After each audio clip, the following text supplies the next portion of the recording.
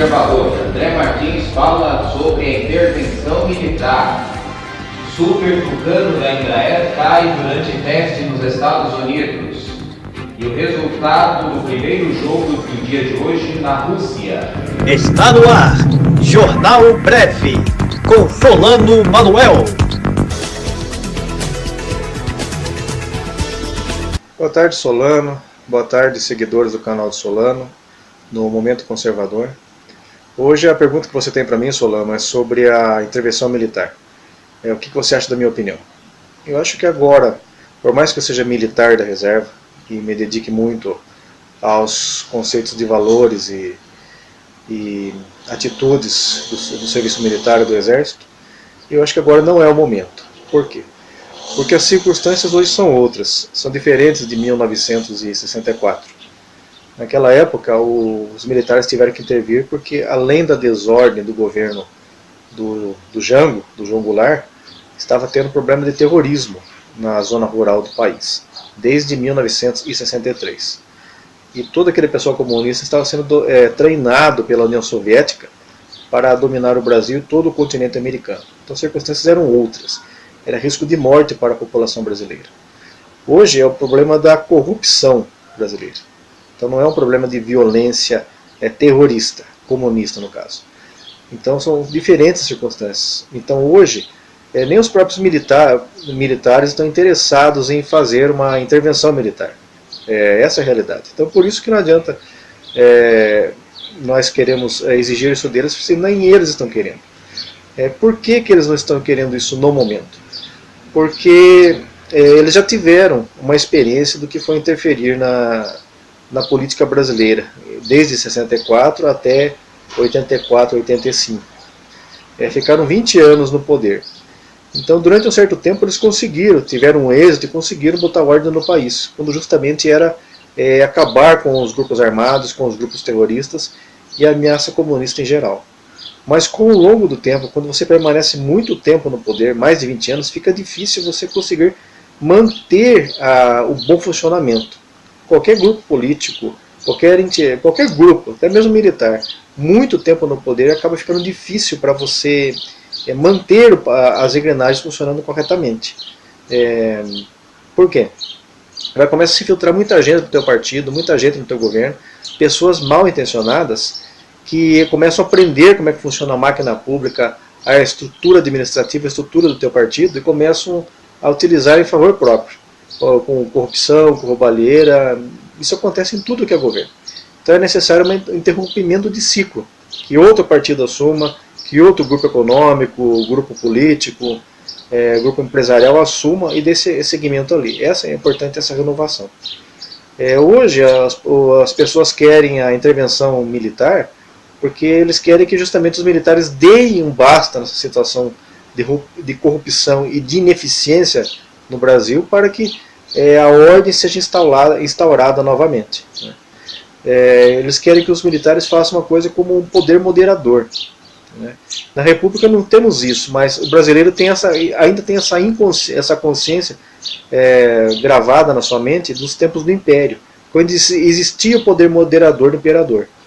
O imperador ele não governava, ele não tinha, era proibido pela Constituição dele se envolver no governo do país, mas ele atendia os interesses da nação. O primeiro-ministro era eleito, e se aquele governo eleito começasse a ser corrupto ou incompetente, o imperador destituía aquele governo e nomeava outro. Isso é a função do poder moderador. É uma intervenção, não é uma intervenção militar, é uma intervenção moderadora. Intervia e nomeava outro governo. É isso que os brasileiros querem hoje das Forças Armadas, que ela realiza a intervenção. Os brasileiros sentem a necessidade de um poder moderador, mas não conseguem explicar o que é. Então eles querem que as Forças Armadas façam esse papel. Mas vejam a dificuldade disso. As Forças Armadas não querem, porque a Constituição brasileira hoje de 88, ela penaliza muito as Forças Armadas se fizerem isso.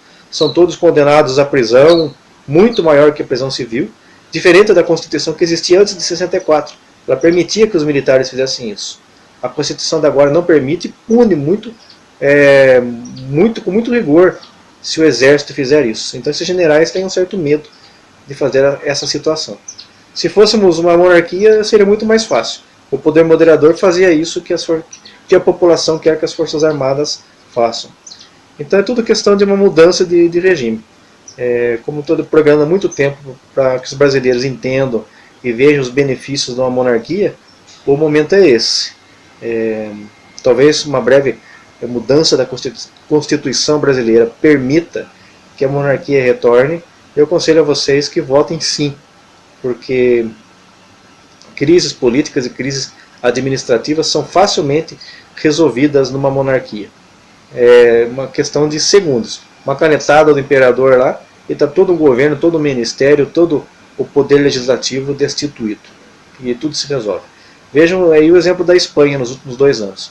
Se eu não me engano, já tiveram 3 vezes aí o gabinete do ministro desfeito e até o próprio Congresso desfeito. Dissolvido. Não fechado, foi dissolvido. O rei da Espanha dissolveu o Congresso e convocou novas eleições. E o povo elegeu novos governantes.